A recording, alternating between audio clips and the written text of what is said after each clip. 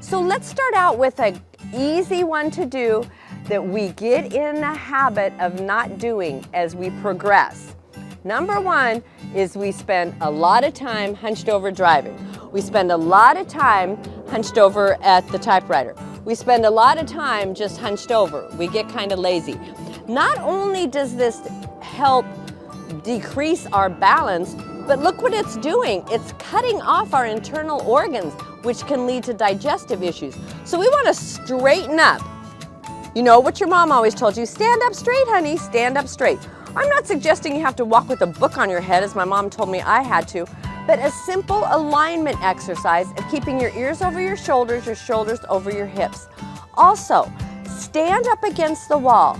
Can the back of your head, your shoulders, and your tailbone, can you line that up against the wall? That's really important. If not, I want you to go over to the wall, maybe 2 or 3 times a day, and just practice that, which means taking the shoulders back. Arms are not meant to be like this. Notice how that cuts off our heart region too. We want to keep our heart open to all the great experiences that GetSetUp offers and that is offered to you in life. So the back of the head against the wall, shoulders against the wall, and the tailbone against the wall. Stand like, now you're probably not used to standing like this. You probably feel like, it feels really awkward. That's because for so many years we've not had alignment as the key issue. So let's do that one. We're just gonna stand, spread your toes wide. That really helps with balance too. Even if you have your shoes on, spread your toes wide. What causes a lot of people to come off balance is when they're walking on the edge of their feet. Look at your shoes. Is your heel worn out on one side more than the other? That shows you that you're not walking with your entire foot on the floor.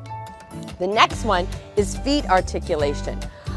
Feet articulation is really important. Did you know that Nikola Tesla scrunched his toes 100 times a day? Feet articulation. If you have a small ball, maybe a tennis ball or any ball that you have laying around, put it on. You can sit and do this one seated, or better would be standing on one foot. But roll the ball around your foot, back and forth, getting all edges. This is really important in Pilates. Joseph Pilates always started out with feet articulation because he knew how important it was for balance. So let's do some feet articulation. Maybe just scrunch your toes 5 or 6 times. You can do this one again, even seated. Maybe you're driving around, but you're not driving. Let's say someone else is driving you. Just scrunch your toes about 5 or 6 times. Good. Then the other side, scrunch, scrunch. Your feet keep you upright, so we want to make sure that our feet are strong. Good. All right. This one you can do even before you get out of bed. I'm going to demonstrate it standing, but even before you get out of bed, Carol, she wrote the book, Carol says, make an X.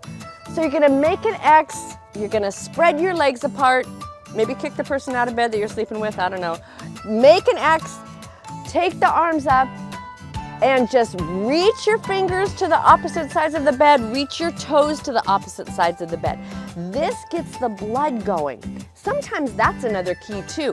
The blood will pool. You notice when your foot might fall asleep and then you try to stand up and you fall. So we want to keep that blood flow going at all times. So the movement, the balance, the alignment, that's going to help so that you don't fall. So let's just do that. If you're standing or if you're laying down or even seated in a chair, you could do this in your chair. And stretch with an X.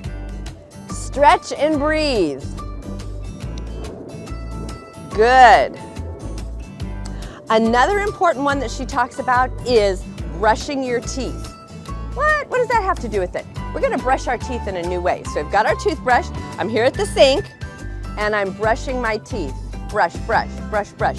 What do I have? A foot lifted, standing on one leg. Brush, brush, brush, brush, brush, brush, brush, brush. Got that? Stand on the other, because sometimes our balance feels really good on one side, but not so much the other. So we're going to make sure we balance out our balance exercises. All right. You can even switch hands if you want. Brush, brush, brush, brush. You'll be brushing your teeth like for 10 minutes a day. Brush, brush, brush, brush, brush, brush. And good. Now, that's something, as Carol mentions in her book, that's something you're incorporating in your everyday activity, which is really important because we won't always be in a situation where we're just standing still. I know my mom, she just tripped while walking. I don't even know what she tripped over. So we want to make sure that we've got good grounding with our feet, good strong core region, and that we're used to being off balance a little bit, because even when you come off balance, you want to be able to catch yourself before you fall all the way down. And that's what can happen when you're brushing your teeth, start to come off balance, set that foot down and regroup. Good. Another one is a forward fold. Now you might think, what does a forward fold have to do with it? A forward fold helps you align your legs so that you can keep a steady balance throughout your hips and legs. So I'm just going to inhale, lift my arms overhead. Do this with me. Come on. Lift up. Remember, we're lifting up out of the core region. We're not slouching. That creates some bad balance when your shoulders are hunched forward. We're lifting up out of the core region. And then come to a forward fold. If you're dealing with a back issue, bend your knees, take your hands on your thighs, and just hang out here. If you're not dealing with a back issue, straighten your legs a little bit more. Release your hands maybe to your shins, maybe to the floor. Bring your forehead closer to your knees if possible. Now, where the real balance challenge comes in is getting back up without falling over or without getting dizzy. So the best way to do that is to bend your knees slightly. Make sure your feet are about hip width apart and then slowly come up. Keeping your gaze down so you don't get dizzy, coming back up. All right, lifting the arms overhead. Do you feel balanced? Some people, even coming out of a forward fold, they don't feel that balance. So let's do that again. Inhale, lift. Not overarching, not slouching forward. And exhale, slowly coming forward. Now maybe you feel a little bit wobbly here, so I want you to widen your stance, bend your knees, take your hands on your thighs, and hang out here. If you feel balanced, you could straighten the legs a little bit more and slowly come down. Only go as far as to where you feel balanced, and once you have that stability, you can try to go a little bit farther. Let me just say that the closer together you have your feet, that's harder to balance. So you can even think about that when you're walking. Maybe you're walking on an even surface. You don't have to walk foot in front of a foot. Kind of spread your feet apart a little bit. It doesn't mean you're walking like this, but spread your feet apart a little bit more and you'll create a little bit more balance when the feet are in line with the hip. Are you still in that forward fold? Okay, I don't want to keep you there forever. Bend the knees if you need to. If you need help getting up, take your hands on your thighs and slowly get up. Carol also mentions in her book, one of the keys to balance is to be able to get on the floor and off the floor every day. Do you want to try that? Okay, so what we're going to do, use the chair if you need to, and just get on the floor. Excellent. Now, if you need the chair to help you get up, do that. If you can get up just using your hands, do that. Maybe you don't even need your hands, and some of you can just get up off the floor. So I suggest you do that one every day, on and off the floor. I remember when I started teaching yoga, or not started teaching, I was teaching yoga for a long time, maybe about 15 years or so. And one of my students said, could you teach yoga at home to my mother? I said, sure. So I went over and I started teaching her yoga. And I said, oh, I also teach another lady. I teach her private classes.